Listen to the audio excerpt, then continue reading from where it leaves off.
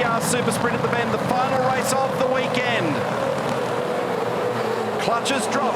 Nice initial jump by Di Pasquale. Neck and neck with Whincup. Jamie goes all the way out to the racing line looking for the most amount of grip. Waters down the inside. This is going to be a great battle. It's a game of chicken into the first corner. And Di Pasquale pops out the other side. Waters down the inside of Whincup. He's ideally positioned now for turn 3, and he's done it. Waters up to second. And we've got a problem for Will Brown in the grass. That was a nice piece of driving by Cam Waters to get around the outside at turn 2 and then position himself down the inside to be able to capitalise on that car positioning. We get through turn 5. Slade down the inside of Mostert. Davison trying to follow, and Davison picks up 2 spots in the one go. Percat's also going to be able to grab a yield. Does he get around the outside of Mostert? He's going to have to back it off and drop back in behind. He does. Tim Slade again in a rattling moment down there at turn 6. Some rear bumper damage, and Brendan Hogan was down there taping up the bumpers and the sill panels when I went down to the garage a little earlier, so they'll have to give it more band-aids. Doing all turnaround there. So that was Randall, and in fact, it's actually got popped the tyre, so it may not have actually even had contact. So punctured rear tyre. And if you're going to have a problem here, you do not want it at that end of the racetrack, because the length of the racetrack means that Will's in for a huge tour now. Very used-looking Dunlop, and a bump. Heimgartner, he might be in a little bit of strife with that one. I don't know whether he was up far enough. He's up there quite a long way by that stage, but also Frosty was turning down. It's a late apex for that corner. Follow that story. Oh. Something's up with Anton's car. Actually, you could hear it. It was on 7 cylinders then, wasn't it? You could hear the misfire. Like a tractor. Yeah, you could hear the misfire. Yeah. Yep, there you go. Thank you. Yeah, Ryan, sorry, mate. We're hearing a misfire out here. What are you hearing? Yeah, the same. I mean, Anton reported that there was something a bit amiss there and the vitals looked good, but it's progressively got worse, and as you can see, he's just lost a bit of track position there, so we're going to bring him in, have a look at it and see what's going on. Real shame, mate, because a real resurgence of this team this weekend. Well done so far. Thanks, Mark. That's racing. Di Pasquale in with a 6-sounding engine out of a front-running position. That allowed Cam Waters to rock on by. Now, Bryce is going to have to come in because that vibration you said about the flat spot, he's complaining about. He's got to come in.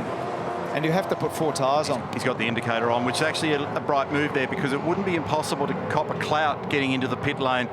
So he's put the indicator on just to let everybody know that he was checking out. Once you lose your rhythm and you end up checking up in the pack, you can just end up getting bombed by all. Here we go, penalty. 5-second time penalty, 5-second time penalty, car 35 for a pit lane infringement. That's Zane Goddard. Making those tyres live. And, so a little whack there from Paulie Jones. Nice, perfect stop, landed on the spot. They've had a look at that incident down there at turn 3 and decided at Motorsport Australia Race Control not to take any further action. So Jamie drops back in between Will and Tim Slade. He had a little bit of a battle just getting at the stop then on those cold rears. Todd Hazelwood's also moved up some spots. Waters is setting off on a lap that could actually improve the fastest lap of the race at the moment too. He's gone faster in Sector 1 than any other. So I was talking about tyre consistency. He's done a really nice job. 15-second time penalty, car 27 for a driving infringement. That's a big one, 15 seconds for Kirk Stecki, one of the 2 wild cards in the field. Motorsport Australia Race Director Tim Schenken on the Race Management Channel. We're focused on the R&J Batteries entry and the Petters Super Shock here for Nick Percat. Up and down weekend for him, been somewhat traumatic. Loaded side, so differing strategy this time. Not rears, loaded side that time for Van Gisbergen. Here's the key rejoin. Here comes Waters. And Waters has just done the fastest lap of the race to get out in front. He's going to have a big crack down the inside and gets him. How's that? There ended up being 1 car length in it. Now Van Gisbergen has got fresh tyres on the working side of the car. That's a harder challenge for him to get them warmed up and keep this car nicely balanced. We've got a great little battle brewing here to the checkered flag with 9 laps remaining. Drive-through penalty, pit lane penalty for car 27, exceeding the pit lane speed limit. Car 27 pit lane drive-through penalty for Kirky Sticky for exceeding the speed in the pit lane. That'll be on the way in. However, if you're Shane Van Gisbergen, there's been a lot of winning going on so far this year. He's in search of victory number 7. Next time through, it's going to be 2 laps remaining. The cars are getting a little lighter to the tune of about, and here comes Percat. Did that one pretty easy, and that's grip for you. So Shane can afford to go into qualifying mode now. Tyre preservation's no longer an issue. We're less than 2 laps to the checkered flag, so he'll throw everything at it. So you'll probably see a bit more flamboyance. The car will start to move around a little bit more, increasing the pressure on Waters. He just slid it out of there in second gear, out of the right-hander. Final corner, a little bit more sliding from the rear of his car. And from his. Both of them absolutely on the limit. We'll check that lap speed for you. So last time through for Waters, how's this? A 1 minute 50.85 for Van Gisbergen, a 1 minute 50.83. 2/100ths of a second was the difference between them. Different drivers, different cars, different engineering philosophies. Age of the tyres is different, and yet the lap speed absolutely locked together. Remember the epic battle that these two blokes had at Bathurst last year? It was one of the great battles, wasn't it? Van Gisbergen versus Waters. Van Gisbergen and Tander were able to prevail. But today, for confidence, if this young bloke can get away from Van Gisbergen through the course of the last half a lap, if he can get away with this today, this is a huge moment for Cam Waters and Tickford, because they've had to battle the whole way. I reckon Shane's giving it up. He's got a margin. Yep. It's back out to 0.6 of a second. There's a beautiful shot of that car just drifting all 4 wheels across the road, Cam Waters. He's at the maximum at the moment trying to get this victory. It represents 100 points, but a whole lot more, because the last time out for Tickford, there was a huge question mark around consistency, and it looks as though they've been able to dial that into the car this weekend. He's getting closer and closer to tasting victory.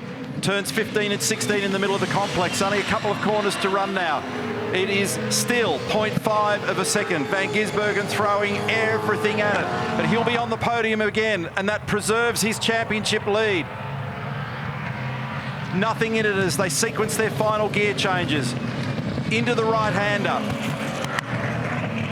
1 corner remaining now for Waters. He's just got to get through here cleanly, which he's done. He's pulled it up and slid it out the other side.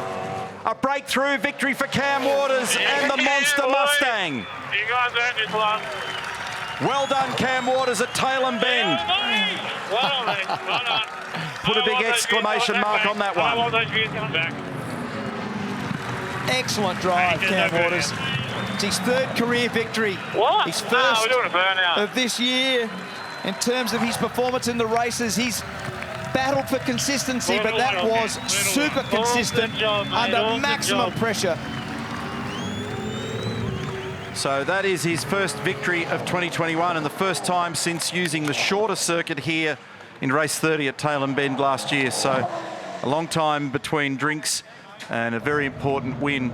Shane Van Gisbergen in 2nd position, and Will Davison in 3rd position as Cam sizes up to drop a little donut here. When he went down that escape road only a couple of hours ago, it was in vastly different circumstances with a shark bite out of the back of that car. Certainly was. So nice job, and that'll be a welcome relief. So as it was when we were here last year on the international circuit, this place is turning up a variety of results because of the challenge for looking after the tyres. I can't see. We noticed. Oh dear. Love you, buddy. Love you, buddy. Well done. Good comeback. They can't just go out and bloody win it.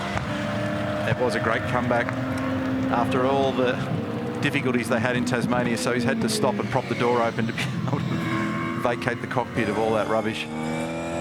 So we'll add another winner to the list now. Van Gisbergen, De Pasquale, Heimgartner, Mostert, Whincup have all had victories. Now we can add the name Cam Waters to that one. And Sam Potter, his engineer, they've been working hard.